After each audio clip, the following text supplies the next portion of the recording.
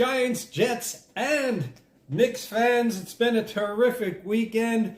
NFL draft weekend. It's typically my favorite time of the year. I actually think I like draft time better than the actual season, but that would kind of make sense considering the state of New York professional football the past few years.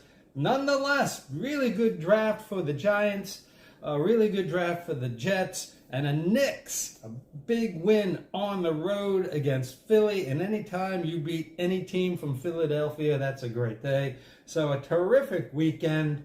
Let's grade the Jets and the Giants. I'm not going to bore with details about breaking down film and all that. Let's just give them a B plus to A minus. Many of us would have taken both of those grades back in the day.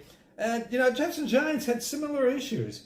They had issues at quarterback. They needed some offensive line help, maybe some cornerback help, safety help as well for both teams. So they needed to fill holes and build some depth. And, I think they missed out on adding, with the exception of the Jets choosing Olu Fashanu, they kind of missed out on building O-line depth. Nonetheless, really good draft. Malik Neighbors, bona fide star. He's the next OBJ. They have the same speed, explosiveness, change of direction, shiftiness, inside, outside, deep. He's going to quarterback proof the Giants. Who's going to throw in the ball? Yes, I'm going to say it. Daniel Jones can make all the throws. The Giants just have to scheme up more deeper plays, and that'll open up Wanda. When Isaiah Hodgins is your number one receiver, you have a problem. But now things will open up for Jalen Hyatt and Wandale. Malik Neighbors, A plus pick. Apparently the Giants tried to move up to third with New England and offered a first, a second, and a third this year and a first next year. New England said thanks, but no thanks. Also said no to Minnesota for 3 first round picks. So the Patriots weren't budging. I liked Drake May. I think he's the most NFL ready quarterback just because of his pocket presences and his comfort playing from the pocket, where Caleb Williams, Jaden Daniels, maybe not so much. Nonetheless, Giants, good job. Malik Neighbors. And then you got, in the second round, you got Tyler Nubin, safety from Minnesota. I watch a lot of Big Ten football as a Rutgers season ticket holder and Rutgers graduate. Not a physical specimen who's going to test through the roof, but he's a dog, a ball hawk. He's going to be really solid. Replaces Xavier McKinney. Andrew Phillips was sort of getting a late bump by the mocks. Quarterback from Kentucky. Again, he's not going to wow you with his test scores and his athleticism, but he's a dog. He not really a ball hawk, but the Giants saw something in him, and they can put him inside Deonte Banks, and they should be pretty solid. Theo Johnson, I guess this means Darren Waller is thinking about seriously retiring, or, with the injuries. One of the most bizarre things from last season was Darren Waller missing a walkthrough. How does that happen? Nonetheless, Theo Johnson, can't go by stats. Penn State runs a Michigan type of offense. They're not real sexy, not real explosive, but he's an unbelievable athlete.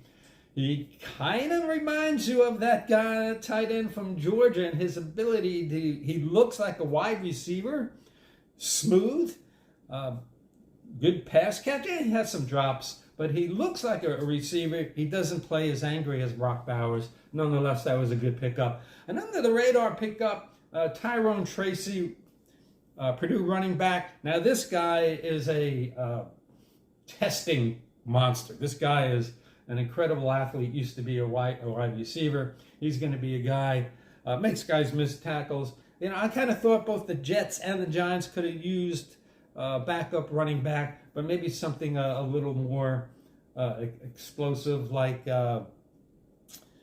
Tennessee running back Jalen, his name is escaping right now. It's early in the morning. I'm only on my first cup. But they like this guy a lot. A lot of the analysts love Tyrone Tracy and feel that's like an A grade.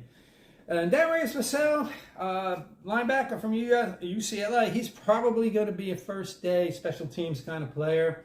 He's one of those guys that, that real athletic, has some shortcomings in his game, but you're going to turn around and he's going to be breaking into the heavy rotation. So good job by the Giants.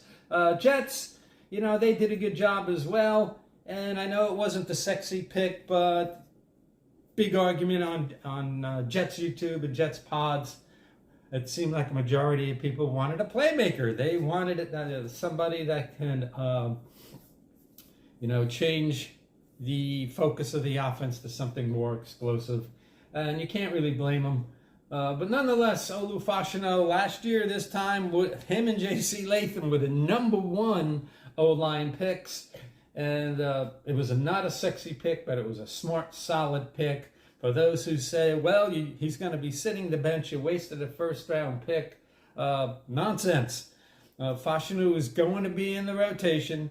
He's he's going to be learning behind a future Hall of Fame left tackle in Tyron Smith. And Smith is going to miss some games, so Olu will be ready. He's barely 21 years old. The best pass blocker in the draft, and he was the best pass blocker in the draft last year. Run game needs a little bit of work, but we're not so worried about that right now.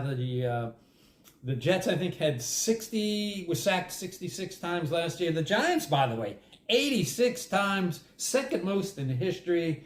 And this is why I kind of think both teams didn't add enough offensive line depth. Nonetheless, there were a couple of trains of thought about the Giants and the O-line. Troy Fontenot would have given you some versatility with all the different line combinations due to injuries. Fontenot would have been a good pick. Talise Fuwanga, if you wanted, Jets O-line needed to get nasty, more physical, and Fuwanga would have provided that, which is odd because later on we'll talk about the running backs and what the Giants look like they want to do. But nonetheless, Fashanu, good guy in the locker room. He's going to be your future left tackle if he turns out to be the Brickishaw Ferguson. That's all you can hope for. I actually think he might be a little better, but nonetheless. And then, of course, the Jets didn't have a second-round pick because they gave that up in the trade for Aaron Rodgers. Tried to move up into the second round. I'd like to find out who they were going to pick. This draft was weird. There were a lot of first guys with first round grades that dropped into the second round. You're thinking about Kool-Aid McKinstry, and you're talking about Cooper DeJean. So the first round, really, it was round 1 and round 1A. There was a lot of guys in the second round. They kind of went quick, and you're talking about the wide receivers and tackles, but there were also guys left later, which we'll talk about. But when it came around to the Jets moving up to the first pick of the third round and picking the Yak King, Malachi Corey, Jets fans went absolutely ballistic. They loved this choice. I got to tell you, he surprised me. I expected, a sort of slot guy, wide receiver screen, inside screen, catches behind the line of scrimmage, and he does that. But he catches the ball down the field. He attacks the ball good. Attack at the catch point. He plays physical. He's a lot like Isaiah Pacheco, running back from the Chiefs. Plays physical, plays angry. And he's going to make Aaron Rodgers' life a whole lot easier because Aaron just needs, we know about his quick release. You get it to Corley, even if behind the line of scrimmage, that's going to automatically mean that there's a chance that he can break that to the house on any given play. Jets fans, I'm happy for you. You got a terrific pick in Malachi Corley. And special teams. This is going to be a new year for special teams. Let's see what happens with that. The middle of the rounds got a little weird for the Jets. They kept trading back, and there were guys on the board that I thought they could have chose And in my mocks, this next guy I kind of chose when he was available there in the fourth round. And Braylon Allen, from Wisconsin,